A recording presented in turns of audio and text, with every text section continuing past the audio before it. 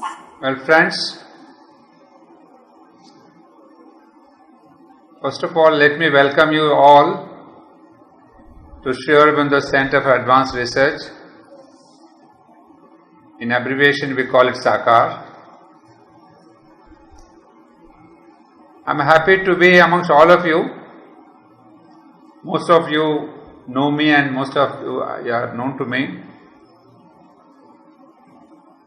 And I feel very comfortable because most of the faces I know, except a few. And I'm happy to see that you're all wanting to know about Sriaurobindo's works, major works, that too. Because to know Sriaurobindo's works and to understand is quite a task. But to understand Sriaurobindo's works, personally I feel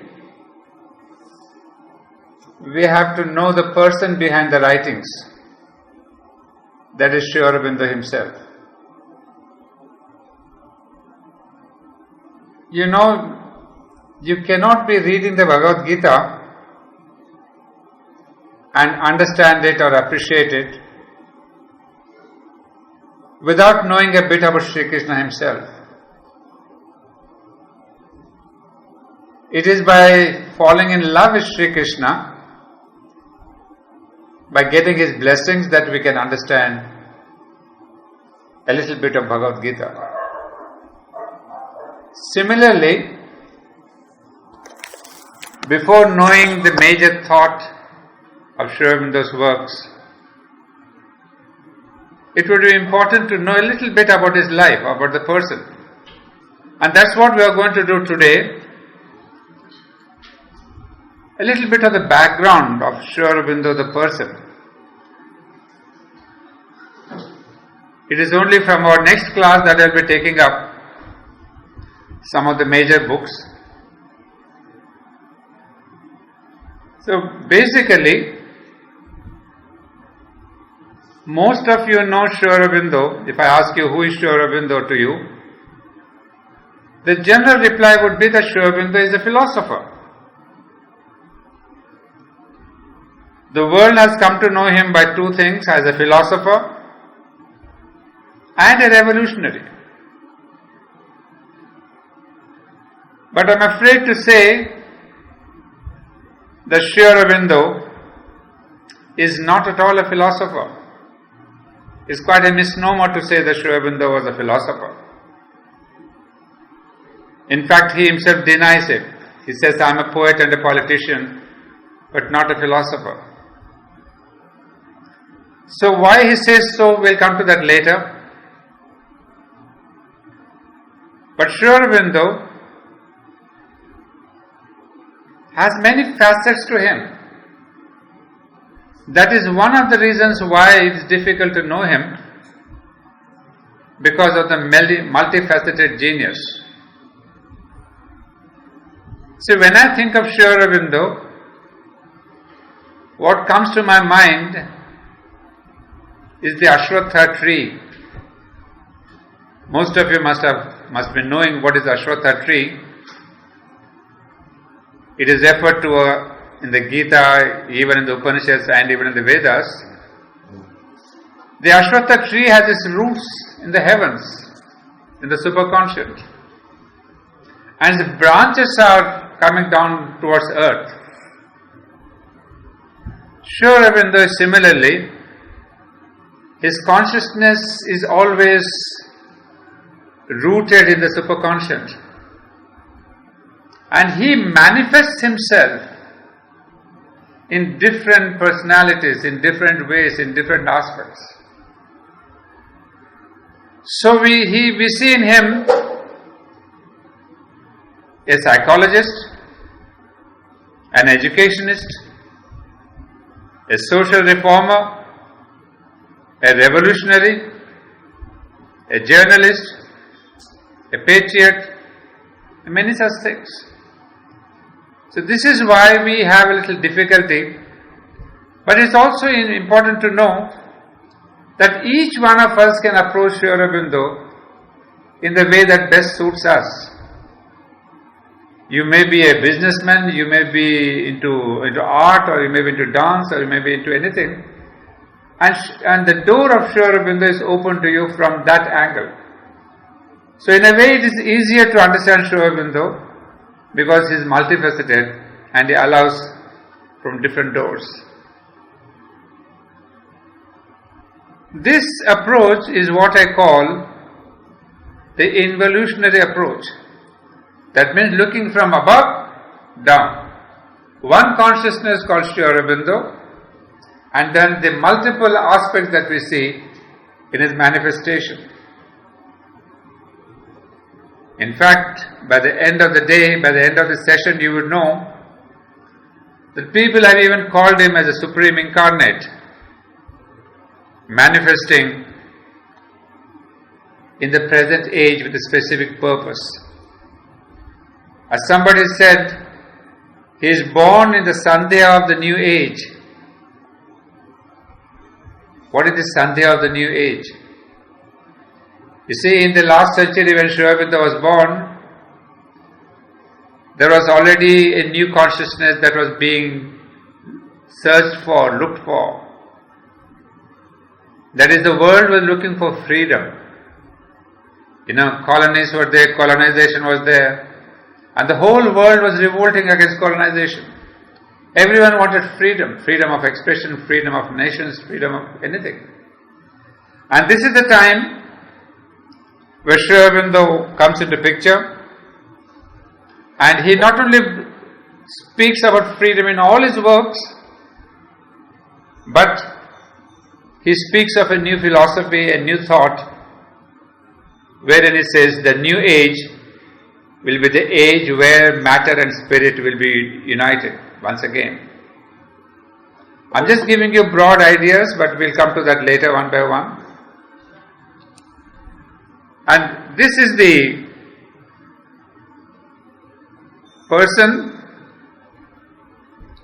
who actually has come on the scene not only to give a new philosophy, a new thought, a new consciousness, but somebody who gathers up within himself this entire spirit of the age. That means, what is the spirit? We said the Zeitgeist. The spirit is that of freedom, a collective liberation, a collective consciousness. And since his birth, we see things are happening in this way. But this is one view, that is what we call the involutionary view. I'd like to tell you something more, a different view now. That is, Sri Aurobindo can be seen in his direct action. Direct action means in the outer world action, on three different levels. This is what makes it easier for us to understand. Although Sri Aurobindo has always said that we should not judge him from his outer activities, surface activities, but his surface activities is not one. There is a different layers, and he moves from one layer to the other, one stage to the other, constantly growing up in consciousness. Although Sri Aurobindo basically is that one supreme consciousness of the divine, he manifests in different stages. That's what is important for all of us to understand. Sri Aurobindo, one who was in Baroda or in Calcutta, is not the same Sri Aurobindo who was in Pondicherry.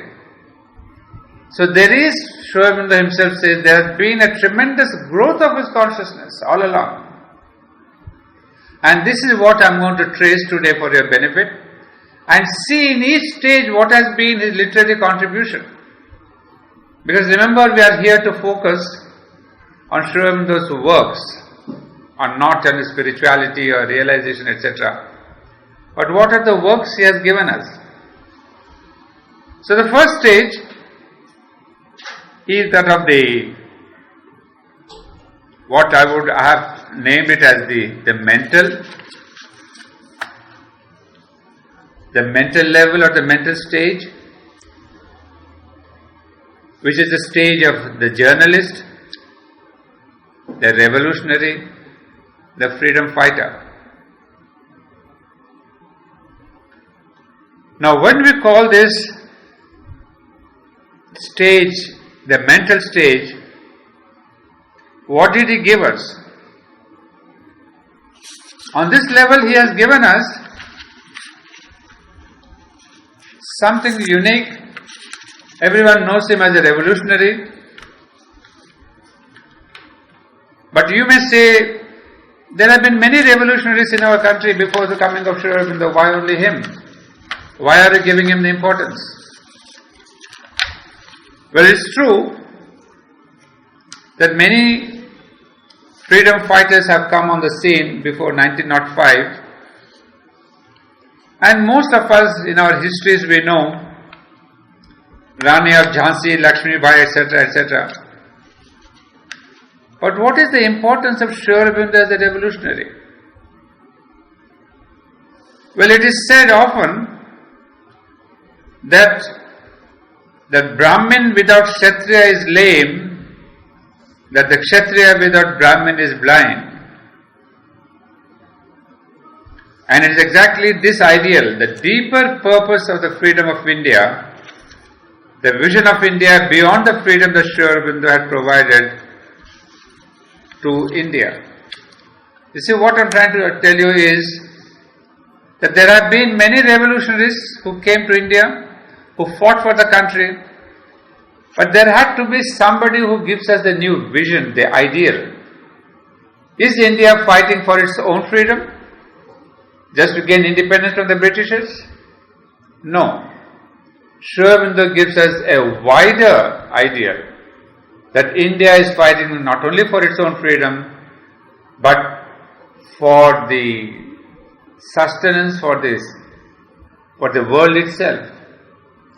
Because he wrote many a time in the Bande Mataram that India's survival as a free country is important for the survival of the world itself. So he gave a broad ideal, and behind this ideal, what is supplied is a very unique thing, what we call a spiritual nationalism. Because there have been many nationalists during his time, before his time, after his time.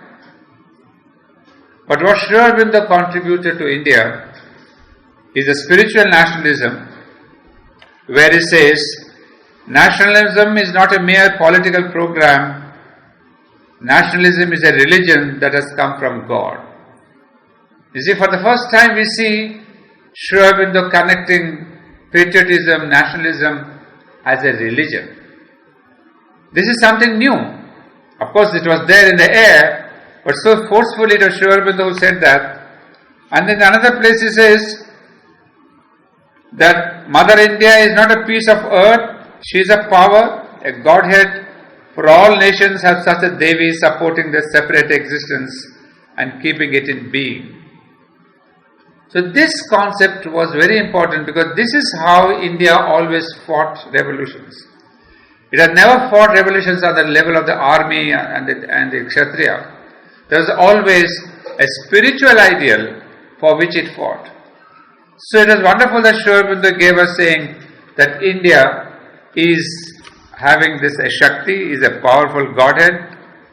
He says it's a mighty Shakti, composed of the Shaktis of all the millions of units that make up the nation, just as Bhavani Mahisha Mardini sprang into being from the Shaktis of all the millions of gods assembled in one mass of force and welded into unity. And I would like to read a little passage from the mother. She has given a wonderful reply to this nationalism.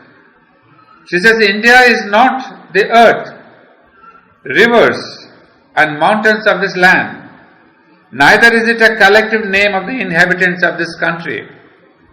India is a living being, as much living as, say, Shiva.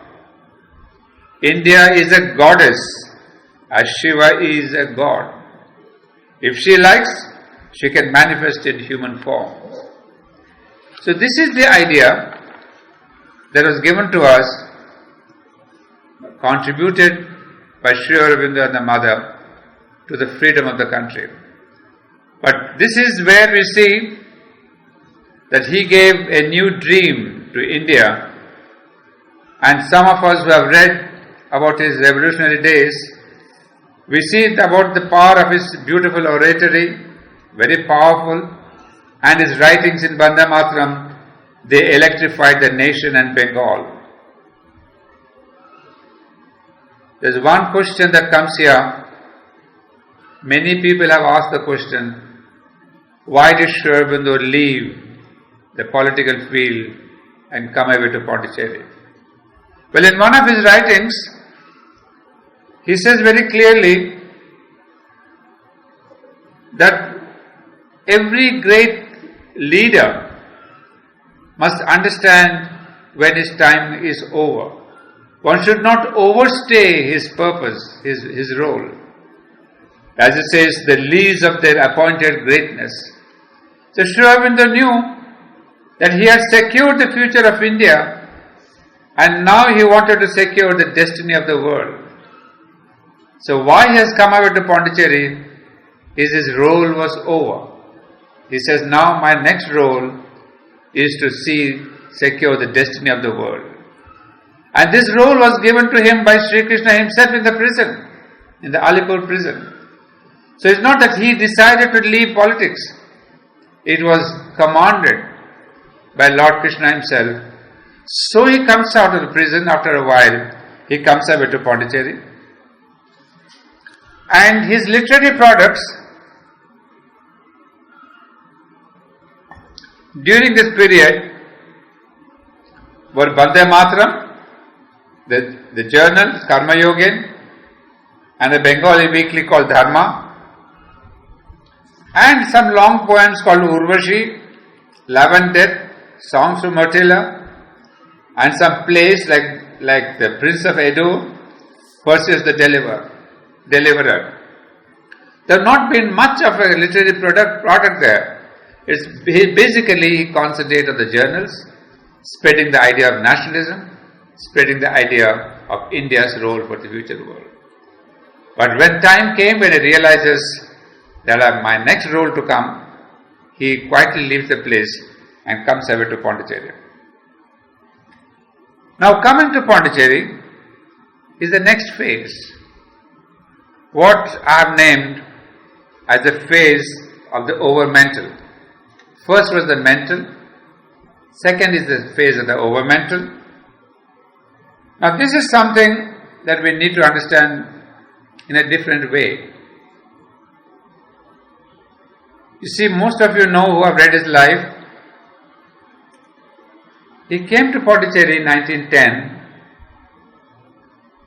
but in only 1914 that he takes to writing of the Arya, the journal, the Arya.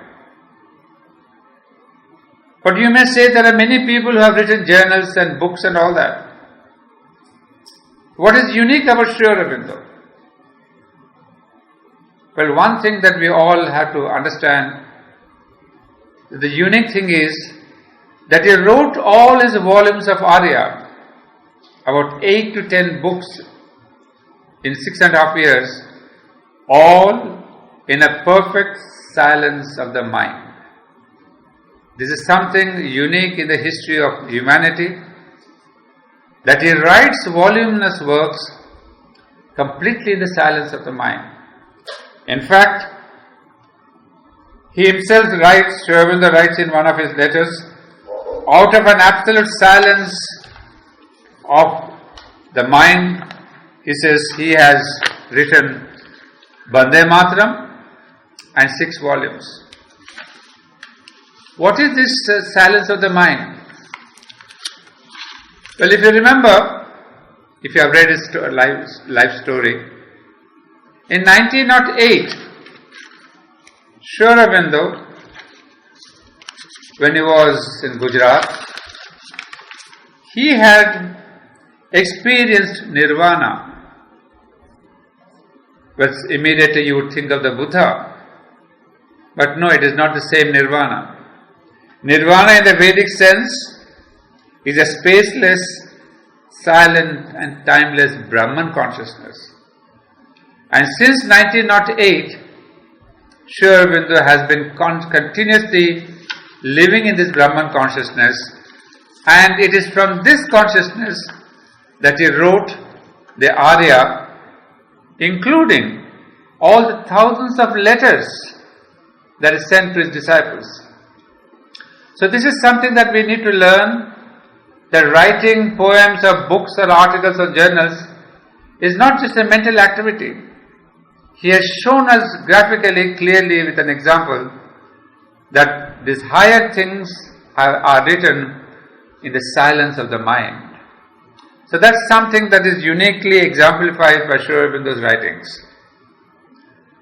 Well, in 1914, what was the situation like in the world?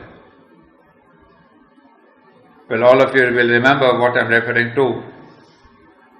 Amid the rumblings of the First World War and the swooping down of monstrous forces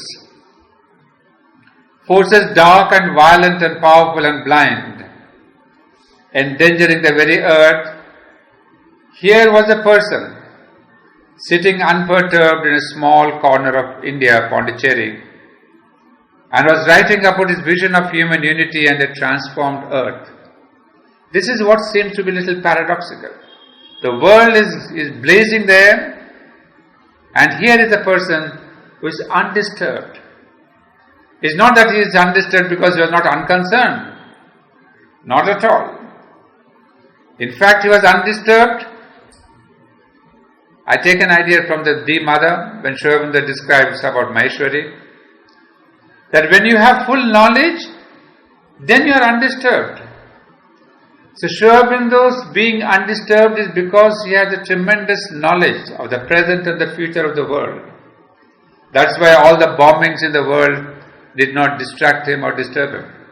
That's another thing to note in Sri Aurobindo's life, that all these books, the 10 books, that 8 or 9 books he has written, not only are written by silence of the mind, but he was there calm and with an absolute full knowledge. And another thing that we see in him, that as he was envisioning the future of the world, what is the future of the world? Of course, we'll come to that when we see his books, the Life Divine, Savitri, etc.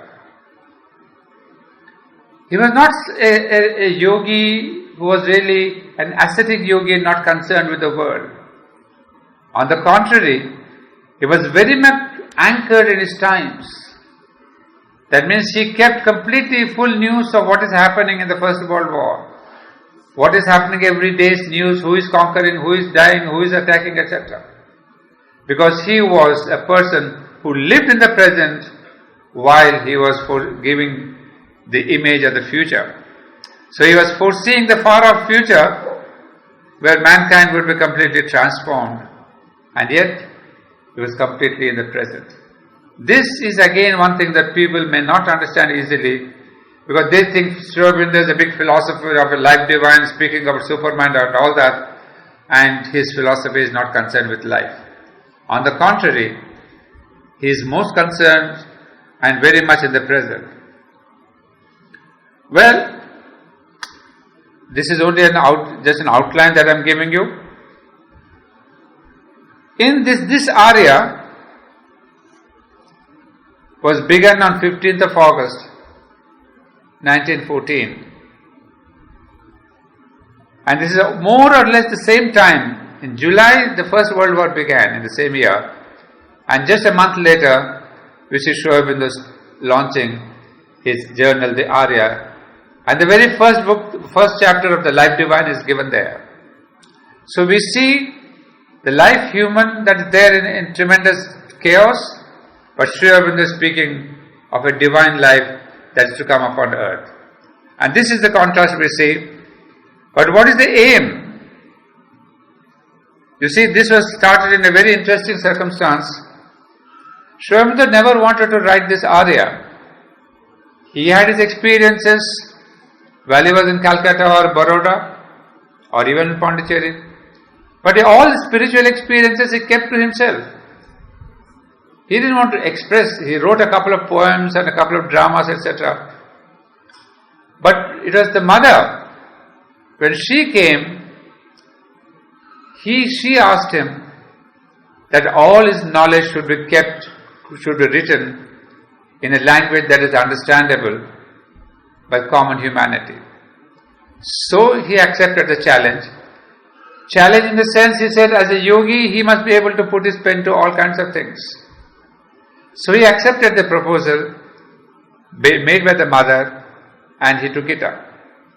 And therefore he says, he took up the arya, but what is the purpose behind that? What is the ideal? Well, in one sentence, he says the ideal is to study a systematic study of the highest problems of existence and to have a vast synthesis of all this. So you can imagine what grandiose purpose he had, that is to have a systematic study of the problems of existence. So you see, here is a man who wants to know what are the problems. Problems of rebirth, problems of pain, problems of suffering, problems of, what is happening to human consciousness.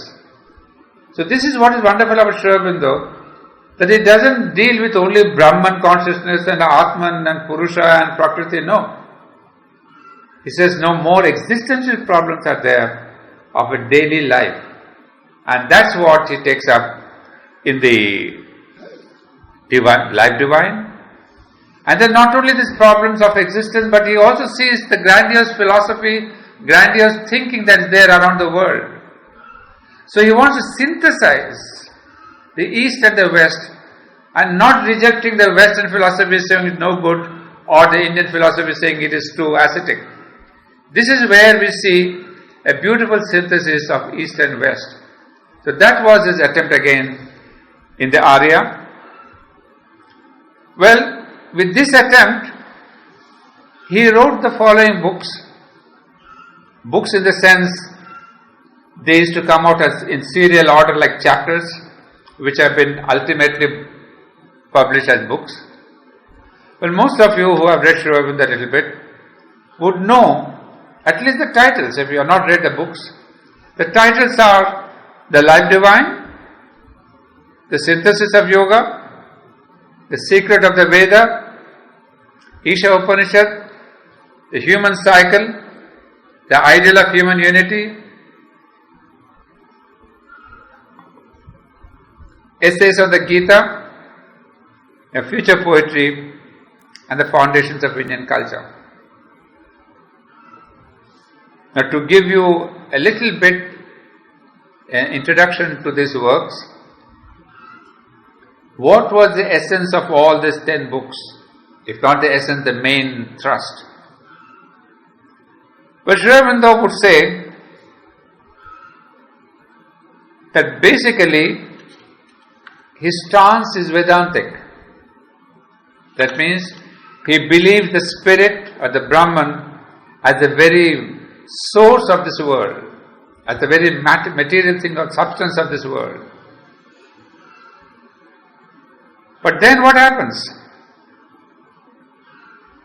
He is Vedantic, but against this Vedanta which has taken us to a kind of a negative path. You all know what I mean.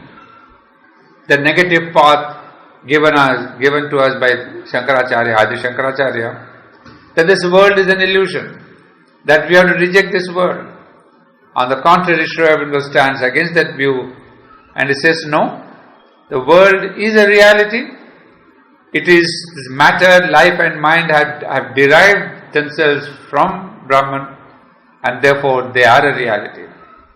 And this reality is there for us to evolve. That means, in the sense, at present this reality is maybe incomplete, is full of ignorance, full of suffering, but this is not the end of the world. This is not the full manifestation of the world. It says we are evolving from this stage, from level to level, and one day the summit of this evolution is a life divine. You try to understand in very much in brief, we'll take it up in next classes, that this world is a manifestation of the Supreme Brahman, and therefore and thereby it is a reality. But a reality in evolution is not a full-fledged manifestation of Brahman. That is why we find all this ignorance and suffering. But he does not leave the world because it is full of ignorance, saying, oh, I should leave it. On the contrary, he says, we should perfect the world so that this ignorant and incomplete world evolves and one day we reach the summit of a life divine. It may take ages to do that. But here is a person who gives us, like the Vedanta, a very positive angle of life, to look at life. Whereas till now, till the coming of Sri Aurobindo, and even now, at least in India, we have this negative thinking of finding salvation, of finding liberation, of finding mukti beyond life. But here is one who turned the tide of Indian philosophy and thinking, and he says, no, this earth is our field of perfection. We have to work here, struggle here, and collectively we have to work and struggle here. Not individually looking for one's own salvation, one's own liberation, one's own wealth, one's own comfort. So this spirit of collectivity which Sri Aurobindo brings in spirituality is what has come to us in materialism today. If you are all working together on the material level, it is there as an ideal in Sri Aurobindo. Now Sri Aurobindo says, because of this philosophy, he starts the Arya with the book, The Life Divine, which contains the main ideals, the metaphysical thought, as he says. But then, philosophy, metaphysical thought by itself remains incomplete and not much of use if it remains only as an ideal, a mental ideal. It has to be practiced, it has to be made realizable, and how to do that? So he says, I have to write that book, the synthesis of yoga. You see, there's beautiful logical sequence. First he gives a metaphysical thought, and then the immediate question would be, which anyone asks would be, how do I reach the new consciousness? How will the supermind come? So he says, I'll give you the path. So first he shows us the ideal, and then in the synthesis of yoga, he gives us the path. That is the second book. And then he would say, he brought in this question of Gita and the Upanishads and the Vedas. He says, because Gita is a wonderful book which shows how to reach spirituality through action. Remember the importance of the Gita. On one side we had, because of Adi Shankara and other yogis, to neglect, to reject action. And Gita is one book which says, no, through action you can reach the divine. So that is the importance of the Gita, and because of which Sri Aurobindo again writes series of articles on the Bhagavad Gita, and he shows us how the divine can be reached through bhakti, through jnana, and through action. So that is how these books came, Isha Upanishad and the Vedas and the Gita. And now his next logic is, the synthesis of yoga and all these books are more on the individual level. And Sri Aurobindo says, I'm not here for individual salvation. So he says, can my philosophy be applied to the society in general? So he takes up another book called The Human Cycle, and he gives the development of society through the spiritual path. So that is how another book comes, The Human Cycle. But even that is incomplete, because society is not the ultimate end of humanity. Beyond society there is a nation. And so now he looks at an international community, how humanity on the international level can be united. So you see how he has gone from the individual to the society and then to the nation and the international unity, human unity. So this is the gradation he has followed, and because of that he writes different books for each. That's why today most of you have heard of Aurobindo. That takes up that other aspect of ideal of human unity. Then there is the nationalism that is there in society, how to change the society, human cycle. And individuals are there in the ashrams and the different places, how do I change my individual life? So whichever appeals to you, you can take it up, either society, human cycle or ideal of humanity. Well, because of these different aspects, he has tested his philosophy. Otherwise it could be only philosophical, metaphysical thought. But then in order to see his own thought, if it is well tested, it takes up all these books and then sees is perfectly eligible. That his philosophy, his metaphysics is applicable to the individual, to the society, to nation and to humanity. And that's where he has fulfilled, he has completed his research, his kind of message to the world. But that's not the end. That is only giving us, as Aurobindo himself said, a very interesting comment. He says this Arya period has been the intellectual side of his work for the world. What I call over-mental is maybe a bit premature to explain to you what is over-mental, but just remember this, I'll explain it later. But this is what he calls the intellectual side of his work for the world, the Arya, the books, the entire knowledge, the message that he has given.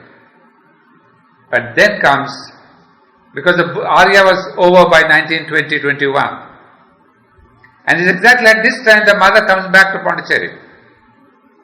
So that makes a tremendous change. That means a new element has come in his yoga. That third level is what I call the supramental level. The mental, over-mental and the supramental. Why we call that, we'll see that.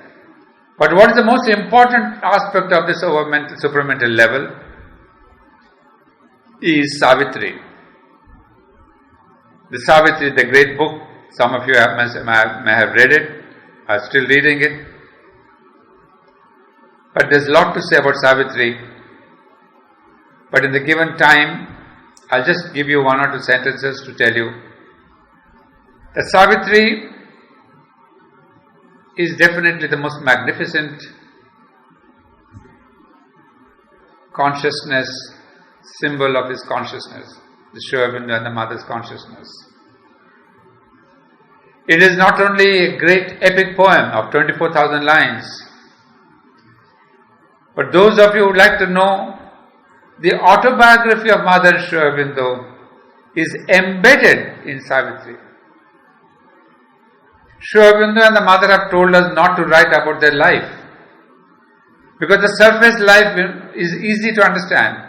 But what is the true inner life and their growth of consciousness is almost given verbatim in Savitri. So if you want to know about their life, what is their spiritual inner journey, it is Savitri that gives. That's why Savitri, although it is a very simple story of love conquering death, there's much more to that. And it's very inspiring, it's mantric, and it has got almost a full sketch of the world, how it was made, what is its future, what will be the supramental world. It's what I would say, the totality of Aurobindo's vision is there in Savitri. And it is really inspiring because it has that mantric effect. So I would say Savitri is a combination of the Vedas, the Upanishads and the Gita. It has all the philosophy, all the thought, all the language, all the mantric effect, and still something beyond. That's the new supramental world.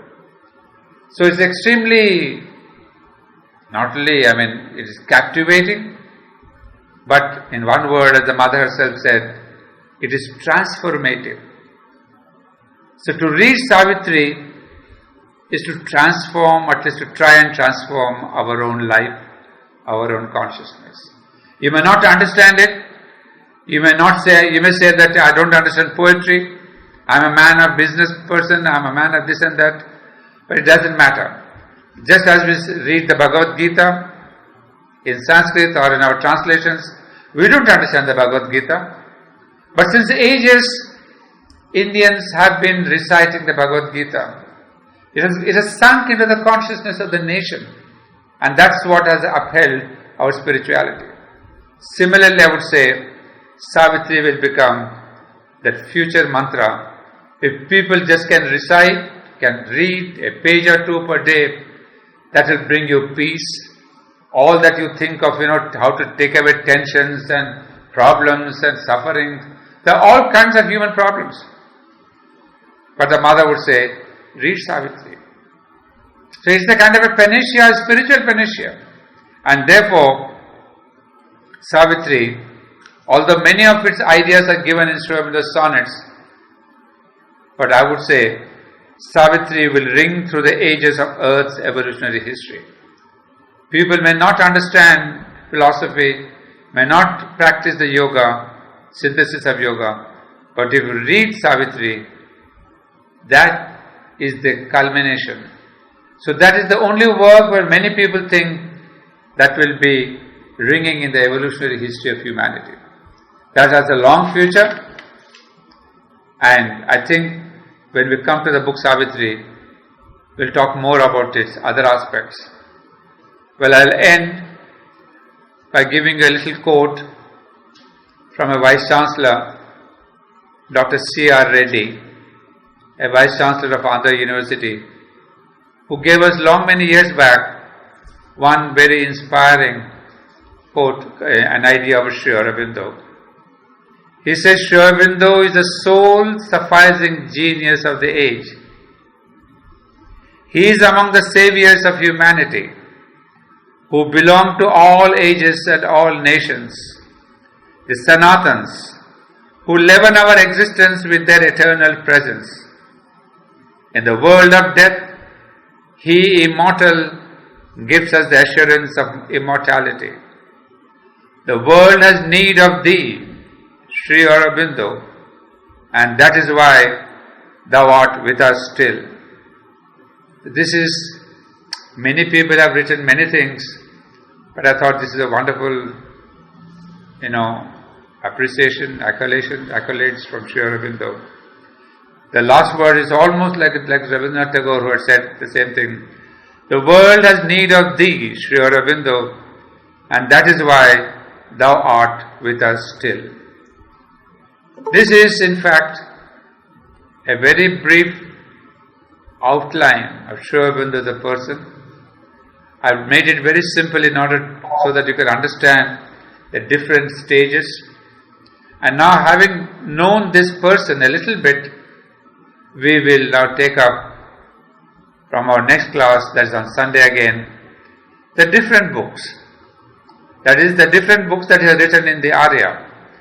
I'll be giving only one talk per one book, because we have got 8 more talks or 7 more talks. I'll be covering 7 books. After these 7 talks, or covering the 7 books, I will lead you to each book, giving 4 or 6 talks on each book. That means I'm taking you from the minimum, I'm taking a little deeper, and then into greater depths by about 4 to 6 talks on each book. And the third stage would be, those of you who would like to study further, you can join regular courses. So that is my strategy: an introduction, a deeper study, and regular courses. So it may take us a long time. All of you may not survive this long time. But those of you who are interested, well, I'm sure you will hang on with me, because that has been my experience. I've been reading and studying Sri Aurobindo since 1965. So imagine how many years it is now. Some of you may not be of that age even. But that's what it is. Once you touch Sri Aurobindo, you get charmed, maddened by the rest of your life.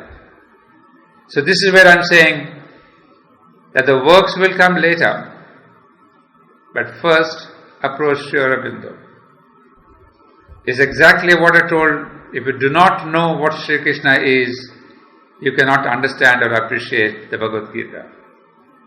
And in fact, the mother had once told somebody, if you want to understand Sri Aurobindo, or specifically the life divine, she said, put it on Sri Aurobindo's samadhi and ask for his grace. That is the greatness of all the spiritual works. That you cannot understand it by yourself, however great or brilliant you may be. You need the Ashirwad, the grace of the Divine Master. And therefore, this last line by Sriaurobinda Reddy, I really admire that. The world has need of thee, Sri Aurobindo, and that is why thou art with us still. Thank you so much.